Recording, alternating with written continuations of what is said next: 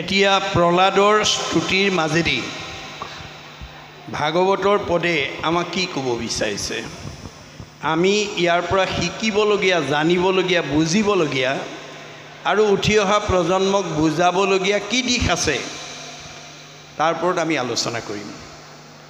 এতিয়া প্ৰহ্লাদে কৈছে, সুখৰ নিমিত্তে দুখ অনেক পাৱই, সুখক আশায়ে ব্যগ্ৰ সততে কৰয়। মানুহে আমি সকলোৱে সুখ বিচাৰোঁ, সুখত থকাটো সকলোৰে কাম্য, কিন্তু তৎসত্ত্বেও আমাৰ কিছুমানে দুখ পায়। কিয়? এই কথা আমি জানিব লাগিব। মই আজিৰ পুৱাৰ ভাগত কৈছিলোঁ যে ভগৱন্তক আমি বিচাৰিব নালাগে, ভগৱন্তহে আমাৰ ঘৰ বিচাৰি ফুৰে। আমি আনন্দ বিচাৰিব নালাগে, আনন্দহে আমাৰ ঘৰ বিচাৰি ফুৰে। আমি বেমাৰ বিচাৰিব নালাগে, বেমাৰেহে আমাৰ ঘৰ বিচাৰি ফুৰে। মনত ৰাখিব কথাটো। ভকতে মুক্তি নিবিচাৰে, মুক্তিহে ভকতৰ পিছে পিছে ঘূৰি ফুৰে। এই তথ্যখিনি আমি উপলব্ধি কৰিব লাগিব। গতিকে যিখন ঘৰত পুৱা গধূলি ধূপ ধূনা জ্বলিব, সেইখন ঘৰত কৃষ্ণ থাকিব। কৃষ্ণ থকা ঘৰখনৰ পৰিয়াল আনন্দত থাকিব, মিলা প্ৰীতিয়ে থাকিব, মৰম চেনেহত থাকিব, একতাৰ দোলেৰে বান্ধ খাই থাকিব। যিখন ঘৰত পুৱা গধূলি ধূপ ধূনা জ্বলোৱাৰ ব্যৱস্থা নাথাকে, সেইখন ঘৰলৈ কোন আহিব? শ্ৰৱণ কীৰ্তন জড়িত কৃষ্ণৰ নকৰে, তৈতেষে ৰাক্ষসীগণে বিঘিনি আচৰে। যিখন ঘৰত পুৱা গধূলি ধূপ ধূনা নজ্বলে, ঈশ্বৰ উপাসনা নকৰে, সেইখন ঘৰলৈ অঘাসুৰ, বকাসুৰ, পলম্বাসুৰ, অৰিষ্টাসুৰ, পুতনা, ব্যমাসুৰ, ধেনুকাসুৰ চব অসুৰবিলাক আহিব। কেনেকৈ আহিব?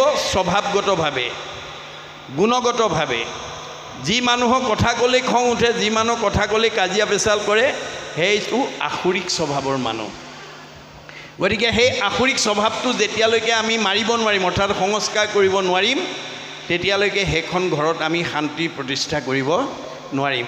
সেইকাৰণে নাৰায়ণ ঠাকুৰতাই আমাক এটা ফকৰাৰ যোগেদি তত্ত্ব কথা কৈছে। ব্ৰহ্মাক মাৰিবা, বিষ্ণুক মাৰিবা, ৰুদ্ৰক নিদিবা ঠাই, মহা মহা মহন্ত আহিলে কোবাই মাৰিবা, তেহে ভকতি পায়।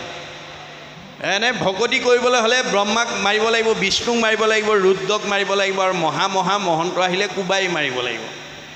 এইটো ব্ৰহ্মাক মাৰিবা মানে ৰজগুণক মাৰিবলৈ কৈছে, বিষ্ণুক মানে সত্যগুণক মাৰিবলৈ কৈছে, ৰুদ্ৰ মানে তমগুণ। এই তিনিটা গুণ আমি মাৰিব লাগিব। তিনিটা গুণ মাৰি নিৰ্গুণলৈ আমি নিজক নিব লাগিব। তিনিটা গুণ মাৰি নিৰ্গুণলৈ নিবলৈ হ'লে আজিৰ দৰে নিৰ্গুণ ঠাইলৈ আহিব লাগিব। উদ্ধৱক কৈছে, মোৰ কথা যথাৰ্থ নিৰ্গুণ সেহি স্থান, ঈশ্বৰক জানিলে নিৰ্গুণ হোৱে জ্ঞান, বুলিও নিৰ্গুণ শ্ৰদ্ধা মোহৰ সেৱাৰ, নিৰ্গুণ স্থানক পাৱে ভকতে আমাৰ। আজি আপোনালোক গুণত চব ভকত হৈ আছে। কলি যুগত যি মানুহে ঈশ্বৰৰ কথা ক'ব আৰু শুনিব, সেইটোৱে ভকত। গতিকে ভকতৰ বিনে নিৰ্গুণ স্থানৰ অধিকাৰী আন হ'ব নোৱাৰে। মহা মহা মহন্ত হৈছে কাম, ক্ৰোধ, লোভ, মোহ, মদ, মাৎসৰ্য। এই বেয়া গুণবিলাক আমি মাৰিব লাগিব, অৰ্থাৎ সংস্কাৰ কৰিব লাগিব।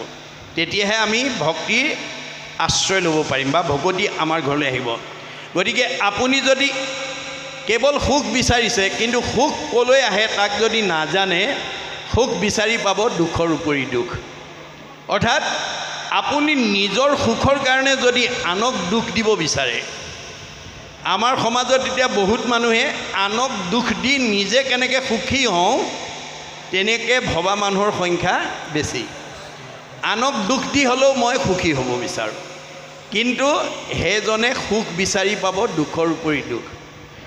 আমাৰ এজন দাৰ্শনিক পণ্ডিতে কৈছে, we need not cut down the tree to get at the fruit. এজোপা গছৰ ফলকেইটা পাবৰ কাৰণে গছজোপা আমি গুৰিটো কাটিব নালাগে। We need not cut down the tree to get at the fruit. In order to perfect human society, it is not necessary for us to destroy the family or the nation. আমি এখন সমাজ গঢ়িবলৈ গৈ, আমি নিজক গঢ় দিবলৈ গৈ, আমি নিজৰ সুখৰ কাৰণে আনক যাতে দুখ দিব লগা নহয়। আনক দুখ দিব লগা হ'লে আপুনি সুখ বিচাৰি পাব দুখৰ উপৰি দুখ। এই তথ্য দি আছে দেই। গতিকে সুখক আশায়ে ব্যগ্ৰ সততে কৰয়, কিন্তু তেওঁ কি হ'ব? হৰি ভজিবাকো অৱসৰ নাপাইলেক এতেকে মৰি ঘূৰ নৰকে যাইবেক। আপুনি মানুহৰ জন্ম পাই পেলাই যদি ৰাতিপুৱা গধূলি ধূপ এডাল জ্বলাই ঈশ্বৰৰ নাম এটা ল'বলৈ আপোনাৰ অৱসৰ নাই, আজৰি নাই, সেইটো জীৱই কেতিয়াও জীৱনত সুখৰ অধিকাৰী হ'ব নোৱাৰিব। মনত ৰাখিব কথাটো। হৰি ভজিবাকো অৱসৰ নাপাইলেক, অকণো আজৰিয়ে নাই আৰু সেইজন মানুহ কেতিয়াও সুখী হ'ব নোৱাৰে। এতেকেহে মৰি ঘূৰত নৰকে যাইবাক। তেওঁ জীয়াই থাকোঁতে অশান্তি পাব আৰু মৰিলে অধোগতি যাব। মনত ৰাখিব, পাৰ্থিৱ ধন টকা পইচা গাড়ী মটৰ পকা ঘৰ দুৱাৰে আমাক অমংগলৰ পৰা মুক্ত কৰিব নোৱাৰে। সুমংগলেই অমংগল জানা কৃষ্ণ বিনে, অমংগলেই সুমংগল কৃষ্ণৰ কীৰ্তনে। চব আছে, ধনে ধানে টকাই পইচা গাড়ীয়ে মটৰে পকা ঘৰে দুৱাৰে ব্যৱসায় বাণিজ্যই চব নদন বদন, কিন্তু ঈশ্বৰৰ নাম নলয়, ভকতৰ পদধূলি নাই, সেইখন ঘৰ কেতিয়াও শান্তিত থাকিব নোৱাৰে। মনত ৰাখিব কথাটো। গতিকে সুমংগলেই অমংগল জানা কৃষ্ণ বিনে, অমংগলেই সুমংগল কৃষ্ণৰ কীৰ্তনে। আপোনাৰ ব্যক্তিগত জীৱনত, পাৰিবাৰিক জীৱনত, দাম্পত্য জীৱনত, যুগ্ম জীৱনত, সাংসাৰিক জীৱনত, সামাজিক জীৱনত কিবা দুখ কষ্ট যদি আহিছে, তাৰ পৰা মুক্ত হ'বলৈ চাৰিজন ভকতক মানি ঈশ্বৰৰ নাম অকণমান শুনক, গাওক, পঢ়ক, মংগল হৈ যাব। মনত ৰাখিব। আৰু সেই ব্যৱস্থা নকৰা পৰ্যন্ত আপুনি অমংগলৰ পৰা মুক্ত হ'ব নোৱাৰিব। বুলি বাহা তুমি কেনে ভৈলা বীৰকত, তাক কহোঁ নৰসিংহ তোমাৰ আগত। এতিয়া প্ৰহ্লাদে ভগৱান নৃসিংহৰূপী ভগৱানক উদ্দেশ্যি কথাখিনি কৈ আছে আমাৰ কাৰণে। প্ৰভু, তুমি যদি মোক সোধা তুমিনো কেনেকৈ এই বিষয়ৰ পৰা বিৰকতি হ'লা, এই বুলি যদি তুমি মোক সোধা, তেতিয়াহ'লে তাকো কহোঁ নৰসিংহ তোমাৰ আগত, তোমাৰ আগত মই এই বিষয়ে কওঁ শুনা। যোগ্য নহি কহোঁ প্ৰভু ভজিবে তোমাক, তথাপিতো কৃপা হৰি কৰিও আমাক। মোৰ তোমাক ভজিবৰ কাৰণে যিটো যোগ্যতা মোৰ নাই, তথাপিতো তুমি মোক কৃপা কৰিছা বা কৰিব লাগে। কৈৰ মই ৰজগুণে অসুৰ দুৰ্জন, অসুৰৰ কোলে শুয়া আছোঁ উৎপন্ন। মই ৰজগুণত অসুৰৰ ঔৰসত জন্মগ্ৰহণ কৰি মই অসুৰ কুলত ডাঙৰ দীঘল হৈছোঁ। তব অনুগ্ৰহ কৈত শুনিও ক বাপ, আজিহে তৰিলোঁ মই সংসাৰৰ তাপ। যে তোমাৰ অনুগ্ৰহতে মই আজি তোমাৰ সৃষ্ট তাপৰ পৰা মুক্ত পালোঁ। মনত ৰাখিব কথাটো। আপুনি মানুহৰ জন্ম পালেই নহ'ব, ভগৱন্তৰ অনুগ্ৰহ লাগিব। শতকোটি জন্মান্তৰে হুৱে মহাভাগ, নৰসৰি ৰকজীৱে তেবে পাৱে লাগ। তাত যেবে মূৰ দায়া ভৈল জাক প্ৰতি, সেহিহে কৰিব পাৰে আমাত ভকতি। 84 জুনি অতিবাহিত হৈ মানুহৰ জন্ম পায়, যাক চিন্তামণি জন্ম বুলি কোৱা হয়। বহুত সাধনাৰ মনত পৰা পোৱা জন্ম। গতিকে এই চিন্তামণি জন্ম বিফল হৈ যাব যদি ভগৱন্তৰ অনুগ্ৰহ নহয়।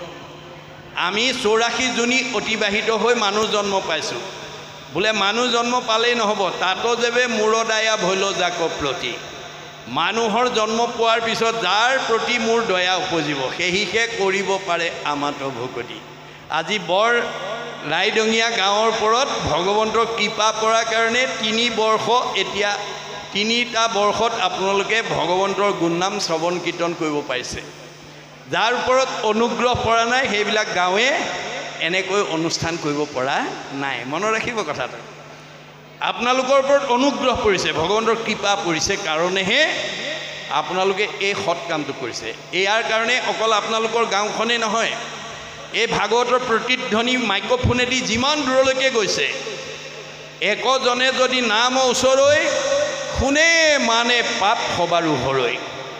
ইয়াৰ প্ৰতিধ্বনি যিমান দূৰলৈকে গৈছে, মানুহটো দূৰৰ কথা, মূৰ ভক্ত জড়িত থাকে উদাৰ চৰিত্ৰ, কীট পতংগ কুশিটো কৰে পবিত্ৰ। পঁইতাচোৰা নিগনি পৰ্যন্ত এই 4 দিনীয়া কাৰ্যসূচীত জগতৰ জীৱ উদ্ধাৰ হৈছে আৰু প্ৰদূষণ বায়ু সংশোধন হৈছে।